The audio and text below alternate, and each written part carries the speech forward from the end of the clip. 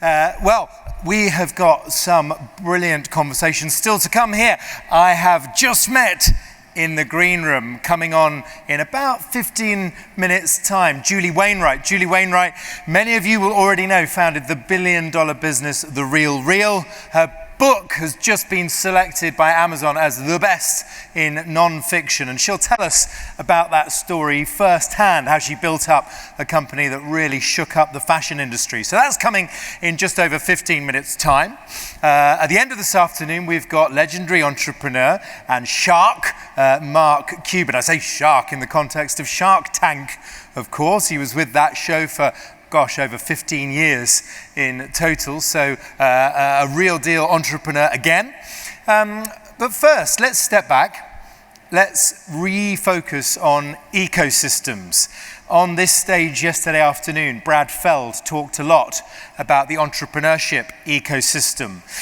Our next speaker coined that term. They invented that term, and indeed that way of thinking about ecosystems. We're very grateful to them for that, but also for shaking up how we think about how we support startups and scale-ups and entrepreneurship more generally. Never afraid, I might add, to ruffle a few well-funded feathers. It gives me great pleasure to welcome to the stage the one and only Dan Isenberg.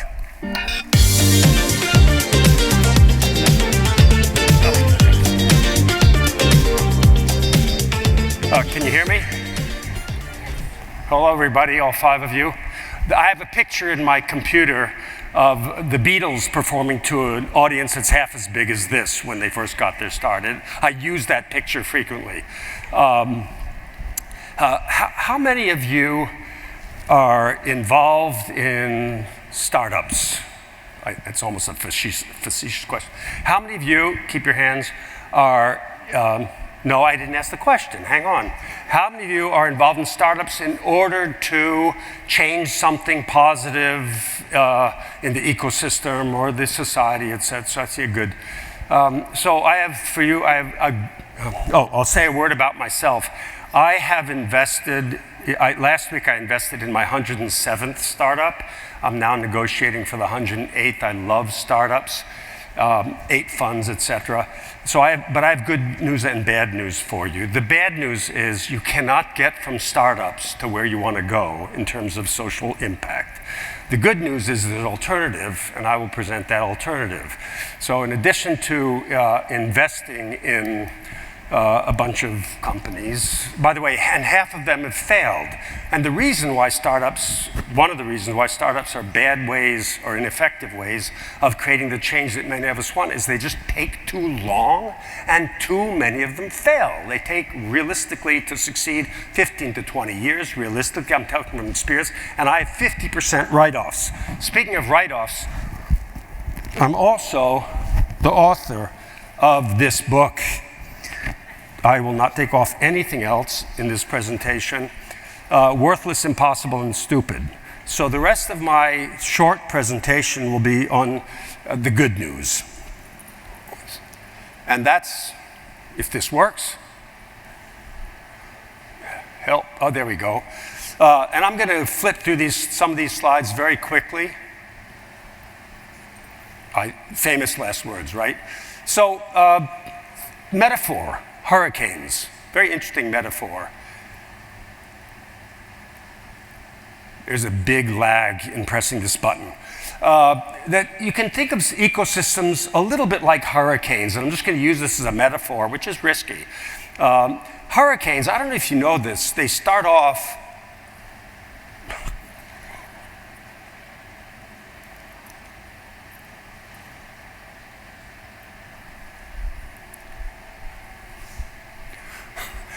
They're extraordinarily powerful. One hurricane, one normal-sized hurricane, we get lots of them, it produces about this is official scientific, about 200 times all the global electricity consumption in the world. Someone's gonna have to help me with this because this is not working very well. The clicker is not responding. It's not responding very well.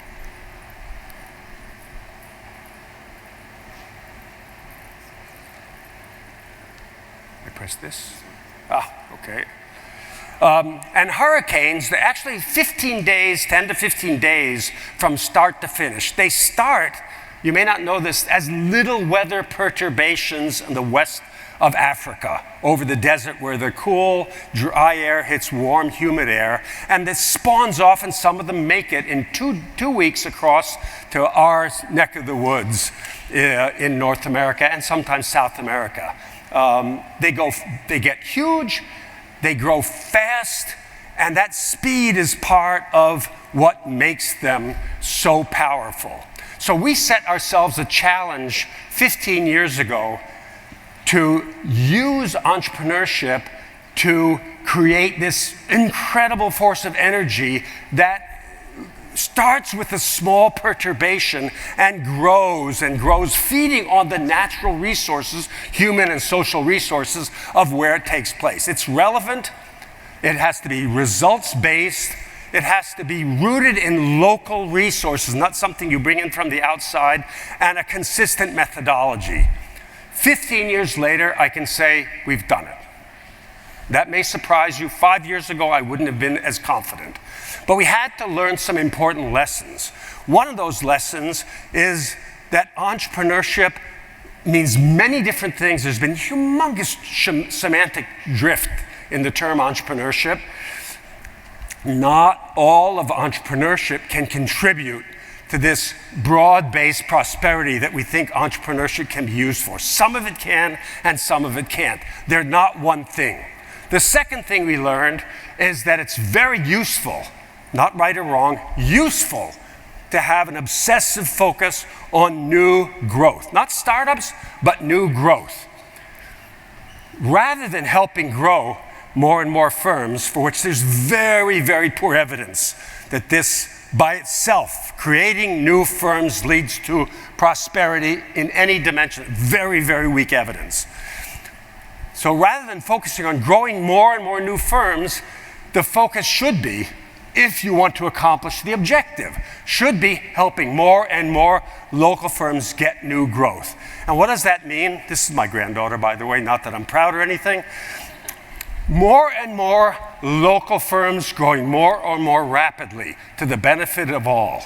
It took me 10 years to come up with the first 9 words. That we call the scale-up purpose is a useful way of unifying the power and the resources of any local regional economy and build it with small perturbations into a powerhouse of entrepreneurial energy. I'm going to show you now, very, very, very high level, a few cartoons. I call these cartoons because they're abstractions of reality of how this happens. And it happens fundamentally by catalyzing. Use the word catalyzing. I never in my life, I am blamed for inventing the term entrepreneurship ecosystem. You don't build one. You can't build a swamp. You can cultivate, you can catalyze, you can encourage it, you can facilitate it. You can't build it. It's not a bridge. So there's 6 domains. You've probably seen this picture in various forms. But there are 4 processes that are necessary and sufficient conditions for accomplishing this scale-up purpose. More and more local firms growing more and more rapidly. So I'm going to go through each one extraordinarily briefly, just to give you a sense. Demonstrating growth quickly. Some things, in order to create a dynamic, have to happen fast. I like to count things. I encourage you, if you want, count the next time you sit in an airplane on the tarmac and it starts revving its engines to take off. Never more than 60 seconds. Never more than 60 seconds. If it doesn't go fast, it won't get the lift. Some things have to happen quickly. So we created the Scalerator as a way of demonstrating quickly that you can get new growth in a given region. And the Scalerator is a 6-month program with one and only one objective. By the way, I can make these slides available to you if they'll let me. We've now run 37 Scalerator cohorts around the world at different regions. They're regionally based. And you can Everyone here know how to read? You can read these slides. I'm not going to read them to you. But you can see that the impact of the scalerator is consistent. It actually does create growth among normal companies. These are normal companies. Some technology, some not technology. Some 3 to 5 years old. We have one company now in Trinidad and Tobago. It's a 136-year-old company growing like crazy. So these are just over the 36 cohorts that we've finished. You can read for yourselves. It works. It works. It's almost scary how well it works and how replicably. So that's number one. Number two, it's not enough to get that growth, to demonstrate that growth's normal, that you can grow and you can grow. Not everybody, but a lot more than you think in your region, around your neighborhood, can grow with a little bit of help. It's not enough.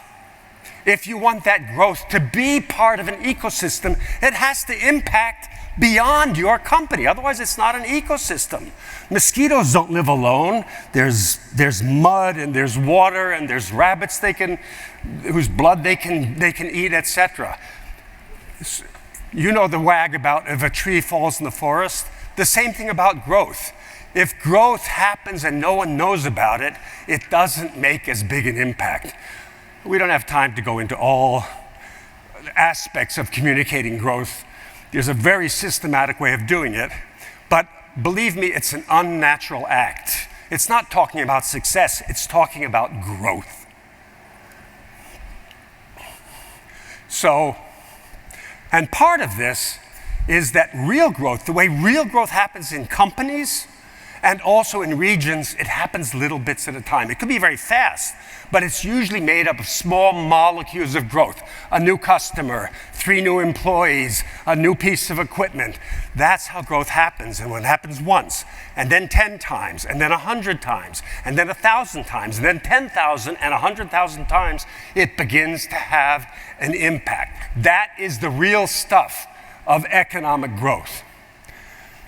So, I'll let you read this yourself. This is just an example, a real example of what I mean by real growth. Imagine this 100,000 times. Number 3, engaging the stakeholders.